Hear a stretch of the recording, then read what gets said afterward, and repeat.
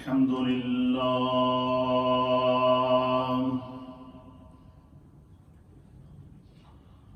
الحمد لله نحمده ونستعينه ونستغفره ونؤمن به ونتوكل عليه ونعوذ بالله من شرور أنفسنا ومن سيئات أعمالنا من يهده الله فلا مضل له ومن يضلله فلا هادي له ونشهد أن لا إله إلا الله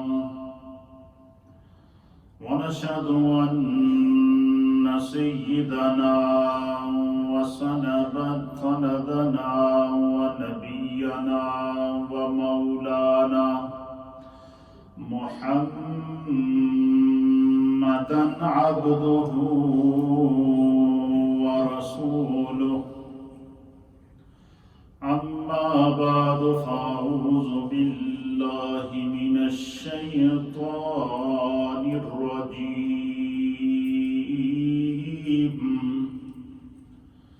بسم الله الرحمن الرحيم فمن تاب من بعد ظلمه وأصلح فإن الله يتوب عليه آمنت بالله وصدق الله مولانا العظيم وصدق رسوله النبي الأمين الكريم إن الله وملائكته يصلون على النبي يا أيها الذين آمنوا صلوا عليه وسلموا تسليما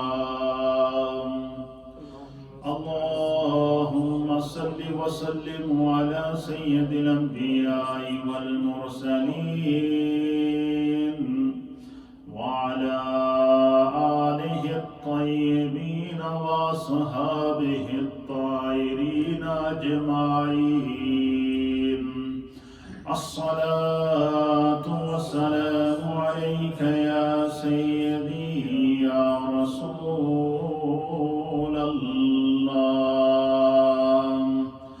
وعلى آلك وصحابك يا سيدي يا رحمة للعالمين الصلاة والسلام عليك يا سيدي يا رسول الله وعلى آلك وصحابك يا سيدي يا خاتم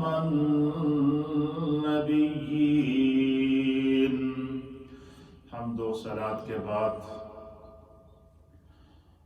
اللہ رب العالمین کا لاکھ لاکھ شکر، خالق کائنات کا بڑا ہی کرم اور احسان ہے جس اللہ نے اپنے کرم سے، فضل سے، عطا سے ہمیں رمضان المبارک 1441 ہجری کی پر نور ساعتیں اپنی تمام تر رحمتوں کے ساتھ، برکات کے ساتھ اور عطاؤں کے ساتھ عطا فرمائی ہے۔ یوں تو بہت سے رمضان زندگی میں آئے ہیں اور قیامت تک آتے رہیں گے، لیکن اس سے پہلے جتنے بھی رمضان گزرے ہیں ان تمام میں جو موجودہ دور کی میں بات کر رہا ہوں، صحابہ اکرام کا دور اس سے استثناء ہے، کیونکہ انہیں اس سے زیادہ چیلنجز کا سامنا تھا، لیکن امت کو اس 2020 کا جو رمضان ہے یہ امت کا ٹیسٹ تھا اور ٹیسٹ ہے۔ اس وقت امت ایک ٹیسٹ سے گزر رہی ہے، اور وہ ٹیسٹ اللہ کی طرف سے آزمائش کی صورت میں ہے۔ کووڈ-19 پنجے گاڑے ہوئے ہے۔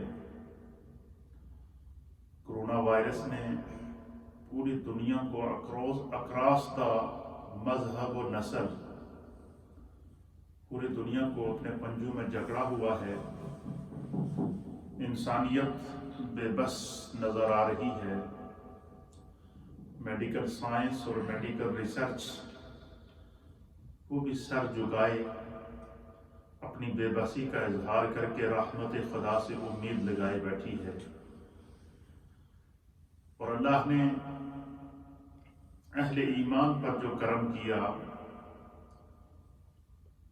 کہ اس آزمائش کے ساتھ خدا نے ان کو اپنی طرف متوجہ کرنے کے لیے اہل ایمان کے فکر، خیال، جسم، روح کو اپنی طرف متوجہ کرنے کے لیے اللہ تعالیٰ نے جہاں پر کووڈ-19 کی آزمائش ہم پر ڈالی ہے، وہاں پر اپنی رحمت سے رمضان عطا کیا، نماز تراویح پڑھنے کی توفیق عطا فرمائی۔ ہمارے ہر گھر کو اللہ تعالیٰ نے مسجد بننے کی سعادت اور توفیق عطا فرمائی۔ ہر گھر کو اللہ نے تلاوت قرآن کی توفیق عطا فرمائی۔ لیکن ساتھ ساتھ یہ بھی آزمائش تھی کہ روزہ بھی رکھنا ہے، عبادت بھی کرنی ہے، ریاضت بھی کرنی ہے، اپنے رب سے رجوع بھی کرنا ہے، اور پھر مسجدوں پر بھی پابندی، خانہ کعبہ تک کے دروازے اہل ایمان کے لیے بند، روضہ رسول تک کا دروازہ بند۔ یہ زندگی کا، مومن کی زندگی کا وہ آزمائش ہے جس کو کسی بھی اینگل سے اگر لیا جائے تو یہ ہر طرف سے ایک بہت بڑی آزمائش ہے۔ لیکن اللہ تعالیٰ نے ایسی آزمائشوں کے ساتھ، ایسی آزمائشوں میں ہمیں اللہ کی رحمت، کرم اور اس کی شان عطا کو حاصل کرنے کا طریقہ بھی بتایا ہے۔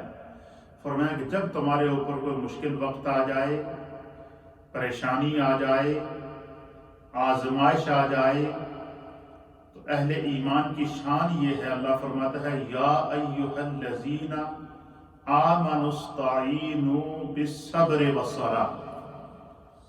ایمان والوں کو آزمائش پر صبر کرنا چاہیے اور نماز کے ذریعے اپنے رب کا قرب اور اس کی مدد حاصل کرنی چاہیے۔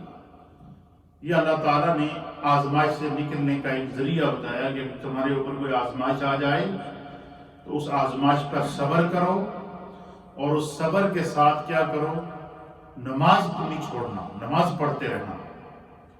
اس لیے جہاں پر ہم 5 وقت کی نماز دن رات میں پڑھتے ہیں، وہاں پر اہل ایمان نے اضافی طور پر ہر رات کو نماز تراویح ادا کی۔ کووڈ-19 کی آزمائش کی صورت میں ہر رات کو نماز تراویح ادا کی اور ہر دن کو روزہ رکھا۔ میں سمجھتا ہوں کہ یہ خدا کا وہ بہت بڑا انعام ہے کہ جتنی بڑی آزمائش سخت ہوتی ہے، اتنا ہی اس کی طرف سے اس پر صبر اور اس پر انعام جو ہوتا ہے، جو بندے پر خدا کی طرف سے رحمت اور کرم کی بارش ہوتی ہے، وہ بھی بے حساب ہوتی ہے۔ اس لیے یہ ہمارا ٹیسٹ ہے، ہماری آزمائش ہے کہ ہم نے ہر حال میں ثابت قدم رہنا ہے۔ کہیں ایسا نہ ہو کہ ہم اپنی نیکیاں ضائع کر بیٹھیں اور اس آزمائش میں مزید اضافہ کر بیٹھیں۔ اس لیے ان تمام چیزوں سے اپنے آپ کو جو ہے وہ ساتھ رکھتے ہوئے اپنے رب کی طرف رجوع کرنا ہے۔ یہ رمضان المبارک کا آخری جمعہ ہے، 1441 رمضان کا آخری جمعہ ہے، 2020 رمضان کا یہ جمعہ۔ اس وقت ہم مغفرت اور نجات اس کے سنگم پر کھڑے ہیں۔ خدا نے اس وقت ہم پہ جو جہاں اور کرم کیے ہیں، وہاں ایک کرم یہ کیا ہے کہ جہنم کا دروازہ بند کیا ہوا ہے، اور جہنم سے آزادی کے لیے اللہ تعالیٰ کی رحمت، اس کی صدا، اس کا کرم، اس کا فضل آوازیں دے رہا ہے، پکار پکار کر کہہ رہا ہے کہ تم اپنے آپ کو جہنم سے آزاد کرو۔ اور یہی وہ لمحہ ہے کہ سارا سال تو ہم پکارتے ہیں رب کو، ان دنوں میں رب اپنے بندوں کو پکار رہا ہے، اور اس میں کوئی ایسا بندہ نہیں ہے جو یہ کہہ دے کہ کسی امیر کو رب نے پکارا ہے، یا کسی غریب کو رب نے پکارا ہے، یا کسی شاہ کو رب نے پکارا ہے، یا کسی خدا کو رب نے پکارا ہے، بلکہ ہر صاحب ایمان کو اللہ کی رحمت، اس کی بخشش اور اس کی مغفرتیں آج آوازیں دے رہی ہیں۔ جہاں پر 1441 ہجری کا رمضان اپنے ساتھ آزمائشیں لے کر آیا ہے، وہاں سے اب ہم نے یہ سوچنا ہے کہ ہم نے اس رمضان سے سیکھا کیا ہے، اور اس سے سیکھنا کیا ہے۔ اللہ تعالیٰ نے ہمیں توبہ کی توفیق دی ہے۔ قرآن کریم فرقان مجید میں سورۃ النساء کی آیت نمبر 17 میں اللہ فرماتا ہے، انما التوبۃ علی اللہ للذین یعملون السوء بجہالۃ ثم یتوبون من قریب فَأُولَئِكَ يَتُوبُ اللَّهُ عَلَيْهِمْ۔ اللہ فرماتا ہے سورہ توبہ کے سورۃ النساء کی آیت نمبر 17 میں کہ توبہ کی قبولیت اللہ پر صرف ان لوگوں کے لیے ہے جو اپنی جہالت کی وجہ سے، یا بے عملی کی وجہ سے، یا بے خیالی کی وجہ سے گناہ کر بیٹھے۔ فرمایا کہ ان قریب اللہ تعالیٰ جب ان لوگوں کو اگر توبہ کریں گے تو اللہ تعالیٰ ان کی توبہ کو کیا کر لے گا، قبول کر لے گا۔ لیکن توبہ کی قبولیت کے لیے ضروری ہے کہ انسان اپنے گناہوں سے سچی توبہ کر کے دوبارہ اس کی طرف قدم نہ بڑھائے۔ دوسرے مقام پر اللہ فرماتا ہے سورۃ المائدہ کے اندر، فَمَن تَابَ مِن بَعْدِ ظُلْمِهِ، کہ جس شخص نے اپنے آپ پر ظلم کرنے کے بعد توبہ کر لی، وہ اصلح، پھر اپنی اصلاح کی۔ اصلاح کیسے کی کہ انسان نے دوبارہ وہ گناہ نہ کرنے کا ارادہ کر کے خدا سے وعدہ کر لیا، تو فرمایا کہ فَإِنَّ اللَّهَ يَتُوبُ عَلَيْهِ، اللہ تعالیٰ اتنا مہربان ہے کہ وہ توبہ کو قبول فرمائے گا۔ پھر اسی طریقے سے نبی رحمت صلی اللہ تعالیٰ علیہ وآلہ وسلم نے ہمیں انسان کو ہر ایک چیز سے کچھ نہ کچھ سیکھنے کی تعلیم دی ہے۔ اب ہم نے یہ دیکھنا ہے کہ اس کووڈ-19 کی آزمائش سے ہم نے کیا سیکھا ہے۔ مختلف انسان کی زندگی کے اندر نشیب و فراز آتے رہتے ہیں۔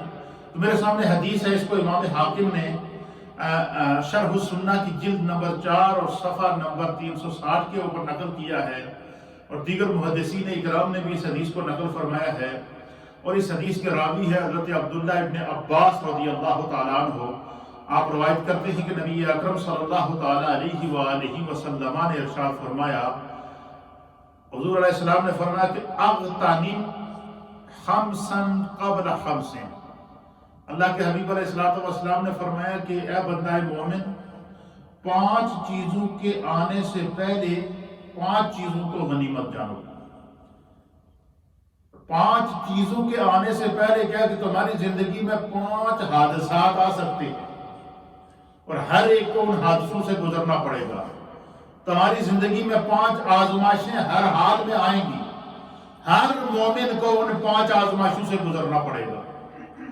کیوں تو تغیرات زمانہ آ رہے ہیں۔ کووڈ-19 سے بڑی آزمائش کون سی ہے اس وقت، جس نے پوری دنیا کو جکڑا ہوا ہے؟ لیکن اللہ کے حبیب علیہ السلام نے آج سے 1400 سال پہلے اپنی امت کے اہل ایمان کی اور انسانیت کی جس طرح تربیت فرمائی ہے، اور جیسے کہ سرکار دو عالم صلی اللہ علیہ وسلم آنے والے سارے زمانے کو اپنے سامنے دیکھ رہے تھے، تو اس حدیث میں حضور علیہ السلام نے کیا فرمایا کہ 5 چیزوں کے آنے سے پہلے 5 چیزوں سے بچو اور 5 چیزوں کی حفاظت کر لو. یعنی اس کا معنی کیا ہے؟ اس کا معنی یہ ہے کہ ہر انسان کی زندگی میں 5 آزمائشیں ضرور آئیں گی. جو بندہ یہ کہے کہ میں ہر آزمائش سے بچ جاؤں گا، یہ نہیں. ہر انسان کی زندگی میں 5 آزمائشیں ضرور آئیں گی، لیکن یہ خدا کا کرم ہے کہ اللہ نے ہمیں ایسا نبی عطا فرمایا ہے جو رحمت للعالمین ہے. اللہ نے ہمیں ایسا کریم نبی عطا فرمایا ہے کہ حضور علیہ السلام دیکھیں، کہتے ہیں کوئی آزمائش ہو، کوئی امتحان ہو تو ہم دنیاوی امتحان دینے کے لیے کتنی تیاریاں کرتے ہیں.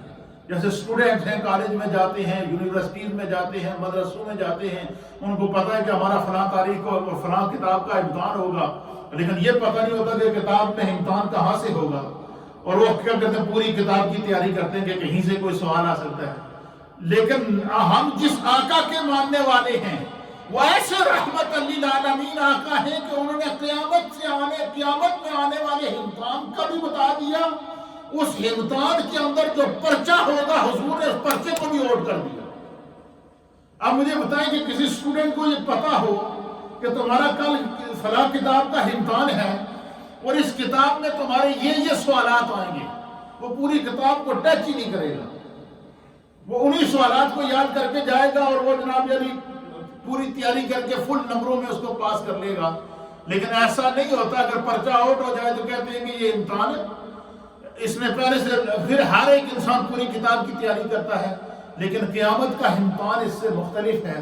میرے آقا علیہ السلام نے قیامت کے امتحان کی سختی بتا دی، قیامت کا عذاب بتا دیا، پل صراط سے گزرنے کی مشکل بتا دی، جہنم کے عذاب کی تہیں بتا دی، جہنم سے کے عذاب کی ساری مشکلیں بتا دی. لیکن حضور علیہ السلام نے جو ہے وہ پہلے پرچہ اوٹ کر دیا. میرے آقا علیہ السلام نے فرمایا کہ سرکار نے فرمایا کہ جو شخص جب قبر میں جائے تو اس سے 3 سوالات سب سے پہلے کیے جائیں گے. سوالات بھی بتا دیا اور حضور نے فرمایا اس کا جواب بھی بتا دیتا ہوں، یاد کر لینا. اور سوال کیا ہوگا کہ تیرا رب کون ہے، تیرا دین کیا ہے، اور تیرے سامنے یہ جو نورانی شخصیت کھڑی ہے یہ کون سی ہے. سوال بھی بتا دیے، جواب بھی بتا دیے. اب اس کے باوجود اگر ایک بندے کو سوال بھی معلوم ہو، جواب بھی معلوم ہو، اور وہ پھر بھی اگر تیاری نہ کرے تو بعد میں یہ کہے کہ میں فیل ہو گیا تو اس کا ذمہ دار کون ہے؟ ایک بات. دوسری بات، اللہ کے حبیب علیہ السلام نے آنے والے خدشات کے لیے بھی ہمیں اس زندگی کے اندر جو انسان کو آزمائشیں آتی ہیں ان کا بھی بتا دیا، لیکن انسان غور نہیں کرتا. کیا آزمائشیں بتائیں؟ حضور نے فرمایا کہ ہر انسان کو 5 آزمائشوں سے گزرنا پڑے گا، اور وہ اگر ان 5 آزمائشوں کی پہلے سے تیاری کر لے تو اللہ تعالیٰ ان آزمائشوں سے اس کو کیا کرے گا؟ بچا دے گا. ان آزمائشوں کی تکلیف سے اور اس سے بچا. ان میں سے پہلی آزمائش کیا ہے؟ سرکار دو عالم صلی اللہ علیہ وسلم فرمایا کہ شباب کا قبل حرمک. حضور علیہ السلام نے فرمایا کہ اے انسان، اپنا بڑھاپا آنے سے پہلے اپنی جوانی کو غنیمت جان. اب مجھے بتائیں، ہر انسان نے جوانی سے گزرنا ہے. اس کے بعد ہر انسان کو پتا ہے کہ ابھی میں جوان ہوں، اس کے بعد میرا بڑھاپا آئے گا. اس میں تو کسی کو شک نہیں ہے نا. لیکن حضور علیہ السلام نے فرمایا کہ جس شخص نے اپنی جوانی کی حفاظت کی، خدا اس کے بڑھاپے کی حفاظت کرے گا. کتنا بڑا کرم ہے اس رب کا کہ جس شخص نے اپنی جوانی کی حفاظت کی، جوانی کو گناہوں سے بچا کے رکھا، جوانی کو معصیت سے بچا کے رکھا، جوانی کو ہر طرح کی جو ہے وہ گناہ سے اپنے آپ کو بچا کے رکھا. فرمایا جب وہ بڑھاپے میں آئے گا تو اس کی حفاظت اللہ کے فرشتے کریں گے. پھر اس کا بڑھاپا، جس کی جوانی اچھی گزری، نیکی میں گزری، خدا اس کا بڑھاپا بھی نیکی میں گزارے گا. جس کی جوانی یاد خدا میں گزری، اس کا بڑھاپا بھی یاد خدا میں گزرے گا. اس لیے حضور علیہ السلام نے فرمایا کہ اپنی زندگی سے اس حدیث میں تعلیم ہے، ہر انسان کو اس کی اپنی زندگی کی حفاظت کی تعلیم دی جا رہی ہے. اور کمال کی بات یہ کتنی عظیم حدیث ہے. اور اس میں پہلی چیز کیا حضور نے فرمایا کہ جوانی، بڑھاپا آنے سے پہلے اپنی جوانی کی حفاظت کرو. اپنے آپ کو برے راستے سے روک کے رکھو، گناہ کے راستے سے روک کے رکھو، معصیت کے راستے سے روک کے رکھو. اور دوسری چیز کیا ہے؟ حضور علیہ السلام نے فرمایا کہ وَصِحَتَكَ قَبْلَ سَقَمِكَ. کہ جب اللہ نے تمہیں صحت دی ہے تو قبل اس کے کہ تم پر بیماری کا حملہ ہو، اپنی صحت میں اپنی آنے والی بیماری کی آزمائش سے اپنے آپ کو بچا کے رکھو۔ اب مثلا انسان کو خدا نے صحت دی ہے، جوانی ہے، 30 سال 35 سال 40 سال 50 سال یہ جوانی کی عمر ہوتی ہے، اور اب اللہ نے انسان کو جوانی دی ہے، انسان کو کاروبار دیا ہے، انسان کو مال دیا ہے، انسان کو اولاد دی ہے، اس جوانی میں اس کو عزت دی ہے، اس جوانی میں اس کو اقتدار دیا ہے، اس جوانی میں سارے انعامات تو وہ دونوں ہاتھوں سے لے رہا ہے، لیکن نماز کے وقت نماز نہیں پڑھ رہا، روزے کے وقت روزہ نہیں رکھ رہا، حقوق اللہ کے وقت حقوق اللہ ادا نہیں کر رہا، جوانی کے نشے میں اتنا مست ہو گیا ہے کہ خدا کو بھول چکا ہے۔ یہ نہیں دیکھتا کہ جس رب نے مجھے جوانی دی ہے وہ مجھ سے چھین بھی سکتا ہے، اور یہ نہیں دیکھتا کہ یہ جوانی چند دن کی ہے، یہ تو صبح کا نکلا ہوا سویرا ہے، اس کی مثال اسی طرح ہے کہ جس طرح ہر روز صبح سورج نکلتا ہے شام کو پھر غروب ہو جاتا ہے۔ یہ انسان کی زندگی کے اندر یہ جوانی یہ دن ہے، اور اس کا بڑھاپا اس کی شام ہے، اور اس کی موت اس کی قبر کا اندھیرا ہے، یہ رات ہے۔ اس لیے فرمایا کہ جس انسان کو خدا جوانی عطا کرے تو وہ اپنی جوانی میں اللہ کی عبادت کرے، جوانی میں 5 وقت کی نماز کے پڑھے، جوانی میں گناہوں سے توبہ کرے، جوانی میں برے راستے کو چھوڑ دے، جوانی میں ہر طرح کی ابتلا سے اپنے آپ کو رکھے۔ تو فرمایا جس کی جوانی اچھی گزرے گی اللہ رب العالمین اس کے بڑھاپے کو اچھا گزارے گا۔ اور دوسری فرمایا کہ جس کو خدا صحت عطا فرما دے تو اس صحت کو اللہ کے راستے میں اختیار کرنا چاہیے، صحت کے حالات میں کی ہوئی نماز۔ اب مجھے بتائیں کہ بندے کو جب جوانی تھی، صحت تھی، اس وقت مسجد کے قریب نہیں آیا، جب دیکھا کہ اب میں کسی کام کا نہیں ہوں، بچوں نے بھی اٹھا کر اولڈ ہوم میں ڈالنے کی بات کی ہے، بچے آپس میں لڑ رہے ہیں کہ بابا میرے ساتھ رہے گا یا میری دوسرے بھائی کے ساتھ رہے گا، بچوں میں یہ جھگڑے پڑے ہوئے ہیں، اور بندہ اس وقت سوچتا ہے کہ بھائی میں کچھ عبادت کر لوں۔ عبادت ضرور کرتی ہے، عبادت قبول ہوتی ہے، لیکن یہ بات یاد رکھیے گا حضور علیہ السلام نے فرمایا کہ جس نے اپنی جوانی کی حفاظت کی، جس نے اپنی صحت کی حفاظت کی، خدا اس کو بڑھاپے میں اور بیماری کی حالت میں کسی کا محتاج نہیں کرے گا۔ یعنی اس کا معنی کیا ہے کہ اگر ہم یہ چاہیں کہ ہماری بڑھاپے میں ہماری رسوائی نہ ہو تو ہم نے جوانی کو خدا کے لیے وقف کرنا ہے۔ اگر ہم یہ چاہیں کہ بیماری کی حالت میں ہمیں کسی کی محتاجی نہ ہو تو ہم نے صحت کی حالت میں اپنے رب کو بھولنا نہیں ہے۔ یہ دوسری نصیحت نبی پاک صلی اللہ علیہ وسلم نے اپنے امت کو فرمائی۔ اور تیسری نصیحت کیا فرمائی حضور علیہ السلام نے؟ حضور نے فرمایا وَغِنَاكَ قَبْلَ فَقْرِكَ، فرمایا جس شخص کو خدا غنی کر دے قبل اس کے تو اس کی دولت اس سے واپس چھینی جائے، یا قبل اس کے کہ اس پر فقر کا حملہ ہو، یا قبل اس کے جو اس کے اوپر جو مشکلات کا حملہ ہو، تو حضور علیہ السلام نے فرمایا کہ اگر خدا نے دولت دی ہے تو سب سے پہلے اس کو یہ فکر ہونی چاہیے کہ اللہ نے اگر مجھے مال دیا ہے تو میرے ذمہ خدا نے حج فرض کیا۔ اچھا یہ پیسہ جو حج پہ خرچ کرے گا یہ بھی بندہ اپنے اوپر خرچ کرتا ہے، یہ نہیں کہ کسی دوسرے پہ کرتا ہے۔ لیکن اب انسان کے اندر لالچ ہے، انسان یہ سمجھتا ہے کہ بھائی جو ہے وہ وقت گزر رہا ہے، اتنا پیسہ کیسے خرچ کروں۔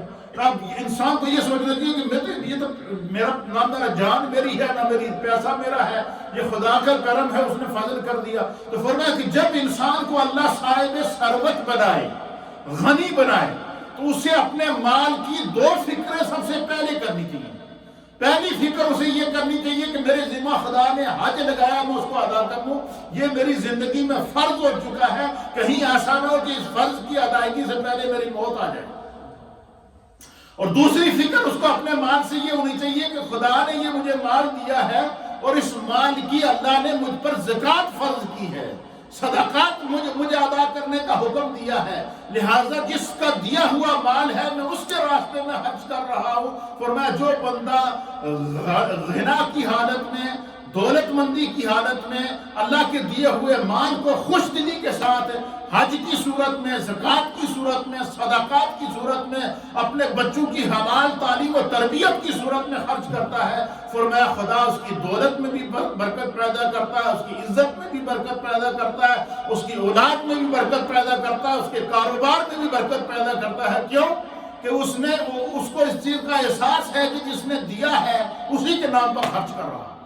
تو کیا اس میں پہلی نصیحت کیا تھی کہ جوانی کو ضائع نہ کرنا، بڑھاپا بھی تمہارے پیچھے کھڑا ہے، اور دوسری نصیحت یہ ہے صحت کو ضائع نہ کرنا، بیماری تمہارا پیچھا کر رہی ہے۔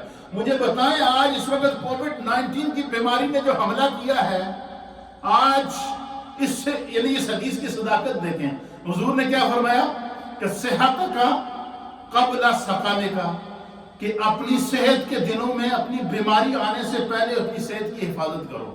صحت کی حفاظت کیا ہے؟ بندہ اپنے روزہ رکھے۔ صحت کی حفاظت کیا ہے؟ بندہ صدقات دے۔ صحت کی حفاظت کیا ہے؟ 5 وقت کی نماز ادا کرے۔ صحت کی حفاظت کیا ہے؟ صفائی کا خیال رکھے۔ صحت کی حفاظت کیا ہے؟ باوضو رہے۔ صحت کی حفاظت کیا ہے؟ غسل کرے۔ صحت کی حفاظت کیا ہے؟ خود بھی صاف رہے۔ صحت کی حفاظت کیا ہے؟ اپنے گھر کو صاف رکھے۔ صحت کی حفاظت کیا ہے؟ بچوں کی صفائی کا خیال رکھے۔ صحت کی حفاظت کیا ہے؟ جس ماحول میں رہتا ہے اس ماحول کی صفائی کا خیال رکھے۔ صحت کی حفاظت کیا ہے؟ جہاں جہاں جس ماحول کے اندر رہتا ہے ہر وہ شے جو انسان کو نقصان دینے والی ہے اس سے اپنے آپ کو بچا کے رکھے۔ اچھا یہ ساری حفاظت کس کے لیے؟ انسان کے اپنے لیے ہے۔ آپ مجھے بتائیں کہ اب جب کووڈ-19 کی آزمائش آئی ہے، اب انسان کے پاس پیسہ موجود ہے لیکن خرید نہیں سکتا ویکسین۔ آج تک کووڈ-19 کی ویکسین ایجاد نہیں ہوئی ہے۔ 2 لاکھ 3 لاکھ 4 لاکھ تک بندے فوت ہو چکے ہیں پوری دنیا میں، اور بڑے سے بڑے امیر لوگ اس کے شکنجے میں آئے ہوئے ہیں۔ پیسہ موجود ہے لیکن کام نہیں آ رہا۔ پیسہ موجود ہے، کام نہیں آ رہا ہے۔ اس لیے حضور نے فرمایا کہ جب تمہیں خدا صحت دے تو اپنی صحت کو خدا کے یاد میں اور اللہ کے احکام اور رسول اللہ کے دین کی فرما برداری پر خرچ کرو، اور اپنی صحت کو جب اللہ کے لیے ہر طرف سے اپنی صحت کو ہر بری چیز۔ اچھا صحت کا اثر جس طرح گندگی کا اثر انسان کی صحت پر پڑتا ہے، اس طرح گناہوں کا اثر انسان کی صحت پر۔ گناہ بھی ایک گندگی ہے۔ انسان زبان سے جھوٹ بولے یہ بھی ایک گندگی ہے۔ انسان غیبت کرے یہ بھی ایک گندگی ہے۔ انسان جو ہے وہ گالن گلوچ کرے یہ بھی ایک گندگی ہے۔ اس لیے فرمایا کہ انسان یہ ساری چیزوں کا اثر انسان کی اپنی صحت پر ہوتا ہے۔ وہ دوسروں کو بڑے مزے سے گالیاں دے رہا ہوتا ہے، کہتا فلانا ہے یہ ایسی نہیں تیسی، فلانا یہ ہے تو فلانا یہ ہے تو فلانا یہ ہے، لیکن یہ ساری کی ساری انسان کے اوپر کیا ہوتا ہے؟ وہ اپنی صحت کے اوپر اس کا اثر ہو رہا ہوتا ہے۔ اس لیے نبی پاک صلی اللہ علیہ وسلم نے فرمایا کہ صحت کا قبل سقامے کا، کہ بیماری آنے سے پہلے اپنی صحت کی حفاظت کرو۔ فرمایا جو اپنی صحت کی حفاظت کرتا ہے خدا اس کو بیماری میں کسی کا محتاج نہیں کرتا، اور بیماری کی آزمائش اگر آ بھی جائے خدا اس میں سے شفا دیتا ہے۔ اور ہمارے سامنے قرآن حضرت ایوب علیہ السلام کا منظر پیش کرتا ہے۔ ہمارے سامنے قرآن کریم نبی پاک صلی اللہ تعالیٰ علیہ وسلم کی سیرت کے نقشے پیش کرتا ہے۔ ہمارے سامنے قرآن حضرت یوسف علیہ السلام کی مشکلات کو پیش کرتا ہے، لیکن پھر ان کو خداوند قدوس نے، کیونکہ انہوں نے اپنی جوانیوں کی حفاظت کی ہوئی تھی اور اپنی صحت کی حفاظت کی ہوئی تھی، اللہ تعالیٰ نے ہر برے وقت سے، ہر بری آزمائش سے ان کو بچا لیا۔ پھر اسی طریقے سے فرمایا کہ چوتھی چیز کیا ہے کہ جب انسان کو اللہ مال و دولت دے تو وہ اس میں سے کیا کریں؟ وہ فقر آنے سے پہلے اس کو پھر فراغ کا قبل فراغ کا و حیات کا قبل موت کا۔ اللہ کے حبیب علیہ السلام نے فرمایا کہ اپنے فراغت کے وقت کو بندہ غنیمت جانے۔ اور آج کل دیکھیں کووڈ-19 کی وجہ سے زیادہ تر لوگ فارغ ہیں یا نہیں ہیں، کام پر بھی نہیں جا رہے، لیکن اس کے باوجود ہم گھر میں بیٹھ کے لوڈو کھیلیں۔ مجھ سے کل ایک بندے نے فون پر مسئلہ پوچھا جی یہ لوڈو کھیلنا جائز ہے یا کہ نہیں؟ میں کہ آج کل وہ گھر میں بیٹھے ہوئے ہیں، ان کو اور تو کچھ نہیں ملا، لوڈو ہی ملا۔ گھر میں بیٹھ کے رمضان میں قرآن پڑھو، اللہ کے بندے لوڈو کے مسئلے پوچھ رہے ہو، لوڈو کھیلنا جائز ہے یا کہ نہیں؟ اس لیے جب نبی پاک صلی اللہ علیہ وسلم نے فرمایا کہ وَفِرَاغَ کا، جب تمہیں فراغت کے دن اللہ عطا فرمائے تو وہ فراغت کے دنوں کو خدا کی طرف سے غنیمت جان کر تلاوت قرآن میں گزارو، نماز میں گزارو، اعتکاف میں گزارو، توبہ میں گزارو، استغفار میں گزارو، کہ کیا پتہ اس کے بعد واپس زندگی میں موقع ملے نہ ملے، ابھی خدا نے موقع دیا میں کیوں نہ جب اللہ کی عبادت کروں۔ تو حضور علیہ السلام نے فرمایا کہ جب فراغت کے دن آئے نا تو بندے کو اپنے آپ کو اللہ کی عبادت میں مصروف کرنا چاہیے۔ فراغت کے دن آئے تو تلاوت قرآن میں مصروف کرنا چاہیے۔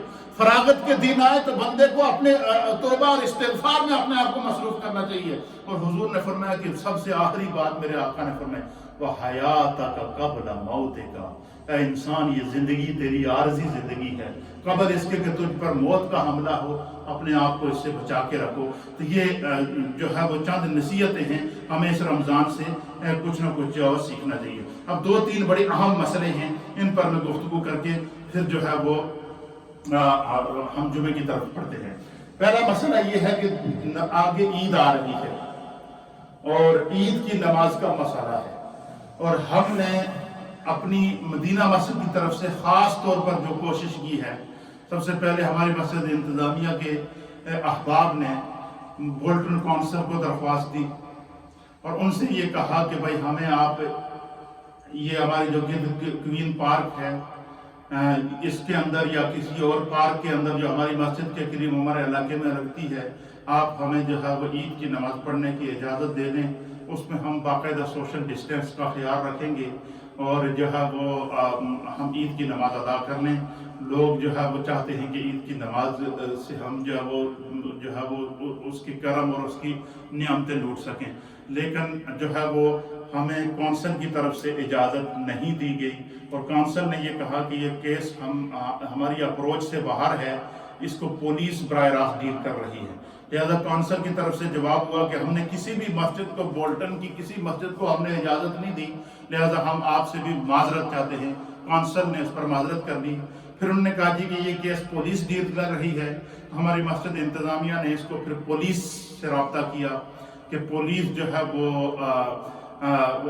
کہ ہمیں اجازت دے دیں کہ ہم پارک کے اندر نماز ادا کرنے اور سوشل ڈسٹینس کا خیال رکھیں. تو پولیس کی طرف سے بھی جو ہے وہ ہمیں یہ جواب دے دیا گیا کہ چونکہ گورنمنٹ نے ایسی کوئی پالیسی ایجاد نہیں کی ہے اور پورے یو کے میں کسی مسجد کو گورنمنٹ نے اجازت نہیں دی ہے کہ کسی پارک کے اندر، کیونکہ اس وقت لاک ڈاؤن کے ڈے چل رہے ہیں، اور پولیس کی طرف سے اور گورنمنٹ کی طرف سے بھی جو ہے وہ اجازت نہیں دی گئی. اب جب اجازت نہیں دی گئی تو یہ ایک عذر شرعی آ گیا، اور نماز عید کے لیے شرائط وہی ہیں جو جمعے کے شرائط ہوتے ہیں، اس کے لیے اذن عام کا ہونا ضروری ہے. اب یہ ہمارے اہل ایمان کے لیے ایک عذر شرعی آ گیا. اب مسئلہ یہ پیدا ہوا کہ وہ عید کے دن لوگ کیا کریں، عید کی نماز کا کیا کریں، وہ عید کے اجر کو کیسے پا سکتے ہیں. تو اس کے لیے علماء اکرام اور محدثین اکرام نے لکھا ہے کہ مسئلہ یہ ہے کہ اگر ایسی صورتحال ہو جائے کہ عذر شرعی سامنے آ جاتا ہے اور نماز عید آپ ادا نہیں کر سکتے تو ظاہر یہ واجب ہے، اور اس کا جو خطبہ ہے وہ سنت ہے، اور یقیناً ہر انسان چاہتا ہے کہ عید کا دن مغفرت کا دن ہوتا ہے، لیکن چونکہ یہ جب عذر شرعی بیچ میں آ گیا تو اب یہ انسان کے اپنے بس میں نہیں رہا. تو اس کے لیے علماء کہتے ہیں کہ بندہ کیا کرے کہ عید والے دن صبح ہر آدمی اپنے گھر کے اندر، چاہے وہ مرد ہو یا عورت ہو، آپ لوگ انتظار کریں سورج نکلنے کا. جب سورج نکل جائے تو سورج نکلنے کے 20 منٹ بعد ہر آدمی اپنے گھر کے اندر نماز ادا کرے، نفل نماز ادا کرے. پہلے تو کوشش کریں کہ وہ اشراق کی نماز ادا کریں. اشراق کی نماز جو ہے وہ یہ سنت ہے نبی پاک صلی اللہ تعالیٰ علیہ وسلم کی. اس کے بعد وہ شکرانے کے نوافل 4 ادا کرنے، 4 شکرانے کے نوافل ادا کرنے ہیں. ہر آدمی گھر پر کرے، اور یہ نوافل انڈیویجل ادا کرنے، جماعت سے نہیں پڑھنے.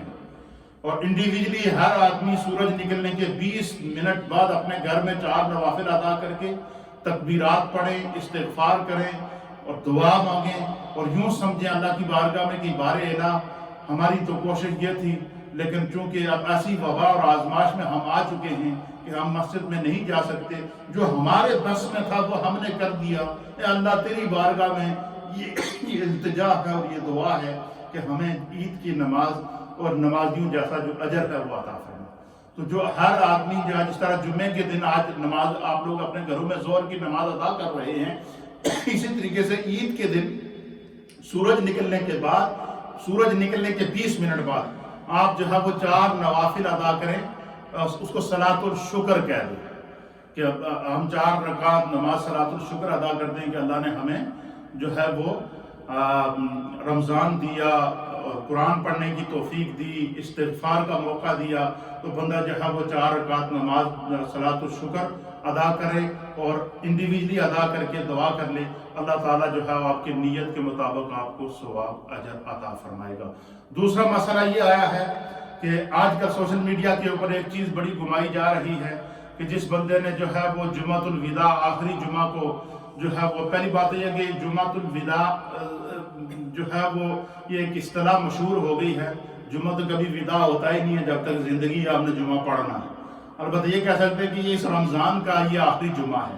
رمضان کی جو 4-5 جمعے ہوتے ہیں ان میں سے یہ آخری جمعہ کہہ سکتے ہیں، لیکن فرمایا کہ آج کل سوشل میڈیا پہ یہ چیز چل رہی ہے کہ جمعۃ الوداع کو جس شخص نے جو ہے وہ